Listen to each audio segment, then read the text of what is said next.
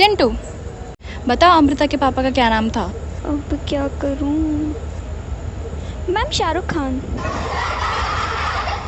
खड़े रहो अब।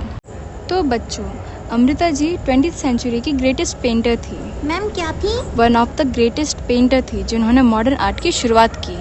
तो अमृता के पापा उमराव सिंह और मैरी एंटोनियन। मैरी बुडापेस्ट में जन्मी। ये बहुत अमीर जेविश थी। इन्हें गाना गाना बहुत पसंद था, जैसे कि डोरेमोन का जियान। हालांकि इनकी आवाज़ बहुत प्यारी थी और इन्हें आर्ट की भी बहुत नॉलेज थी।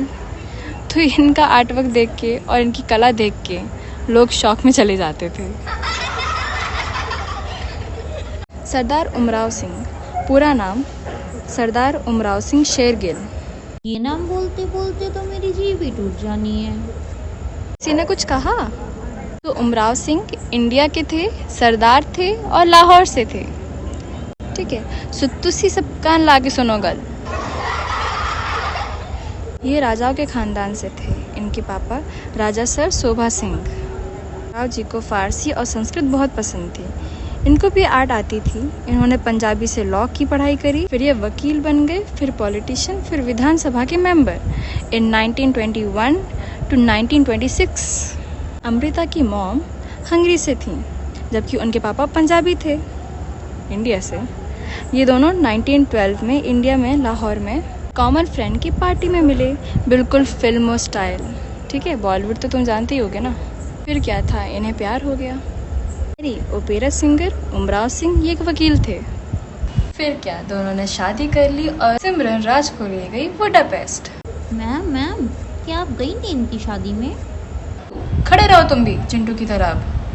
बच्चों, फिर इन्होंने छोटी सी नन्ही सी प्यारी सी अमृता को जन्म दिया 1913 में। ये सब बुडापेस्ट में 1921 तक रहे और फिर उसी साल भारत आ गए। अमृता की माँ इंडियन कल्चर को नहीं अपना पाई। उमराव जी चाहते थे कि मैरी सिंगिंग छोड़ के अमृता को संभाले। इसी वजह से दोनों में सिविल वॉर हो गई और अमृता की मॉम अमृता को लेकर 1928 में बुडापेस्ट आ गई। परंतु उन्होंने तलाक नहीं लिया। कैसे लेते, प्यार जो था, भले ही ख्याल नहीं मिलते थे। मैम क्या आप होती तो उमराव सिंह को छोड़ देती? हमें तुम्हें ज़रा भी डर नहीं लगता है मुझसे? Sorry ma'am. अब हम अमृता के बारे में जानेंगे। अमृता का जन्म 30 जनवरी 1913 में हुआ बुडापेस्ट हंगरी में। अमृता के पेरेंट्स आर्टिस्ट थे और उन्हें अलग अलग आर्ट स्टाइल का और कल्चर का ज्ञान भी था, जो आप फ्री में बांटती रहती हो। किसी ने कुछ कहा? अमृता जी जब 5 साल की थी, उन्होंने अपने घर की मेड को मॉडल बना के उसकी पेंटिंग बनाई। चिंटू, तुम जब 5 साल के थे तुम क्या करते थे? मैम हम तो मिट्टी खाते थे। मैम कुछ नहीं।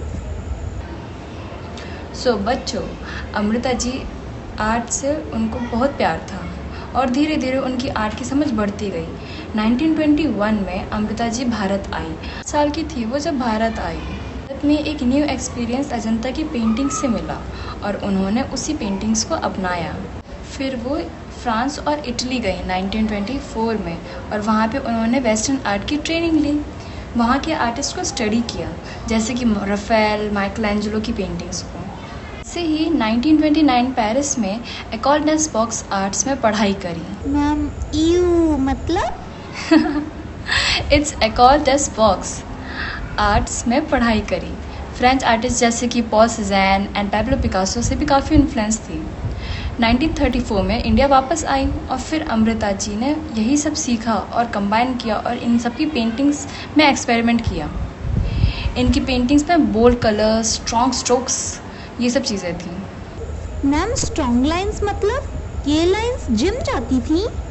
हाँ नहीं ढोलू, स्ट्रॉन्ग लाइंस मतलब ऐसी लाइंस।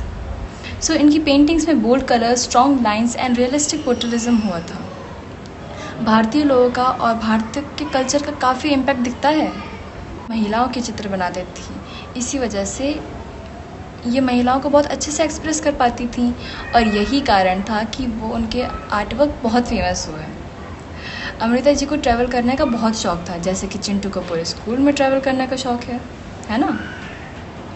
इन्होंने 1937 में साउथ में ट्रैवल किया और अजंता एलोरा की पेंटिंग से भी बहुत इंस्पायर हुई। इनकी पेंटिंग्स जैसे कि three sisters, bride, the hungry family, the hill women, bright toilet, self portrait इनकी बहुत फेमस हुई थी। मैं भी ये पेंटिंग बेचूंगा, पैसा ही पैसा होगा, 21 दिन में पैसा डबल। राजू ऐसा नहीं होता। अमृता जी जब आर्टिस्ट बनी तब तो बराबर का दर्जा नहीं दिया जाता था।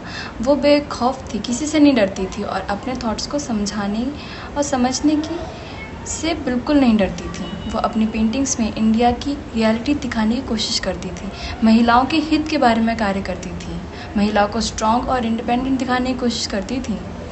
अमृता जी सोशल इंडस्ट्रीज की वोकल एडवोकेट भी थी, जो न्यू जनरेशन को इंस्पायर किया, क्योंकि उन्होंने बहुत कम उम्र में अपना नाम महान कलाकारों में जोड़ लिया था।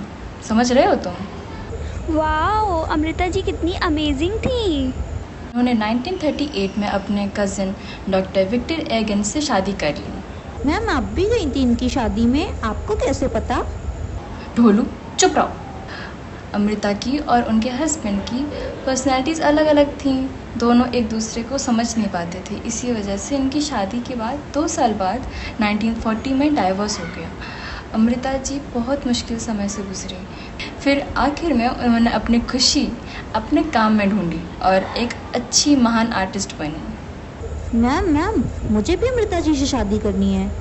मुझे उनके जैसा बनना है, एक अच्छा आर्टिस्ट। हाँ, तुमने आर्ट असाइनमेंट किया जो कल दिया था? नहीं मैम। बैठ जाओ, फिर हो गया तुम्हारा काम। अमृता जी को बीमारियों ने घेर लिया था, जैसे कि डायबिटीज़, ट्यूबरक्लोसिस जैसी बीमारियां हो गई थीं। बीमार हालत में भी अमृता जी पेंटिंग्स बनाती रहीं। 28 साल की उम्र तक वो अपनी पेंटिंग्स उन्होंने बनाना बिल्कुल भी नहीं छोड़ा। मरते दम तक उन्होंने पेंटिंग्स बनाई है। टू बी एग्जैक्ट तो 5 दिसंबर को 1941 में उनकी डेथ हो गई थी। नहीं, ये क्या हुआ? ऐसा नहीं हो सकता मैम, उनको वापस लाओ। बच्चों, जीवन मृत्यु is a part of life, इसीलिए हमारे पास जितना भी समय है उसे में हमें उसका सदुपयोग करना चाहिए और लोगों से अच्छे से व्यवहार करना चाहिए। और आप जो करती है उसका क्या?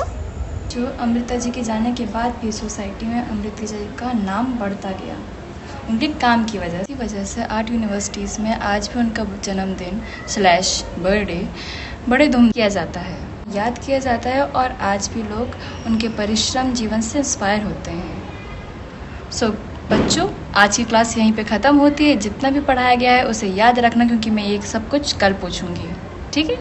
और ढोलू मोलू तुम दोनों तो चांद रहा करो।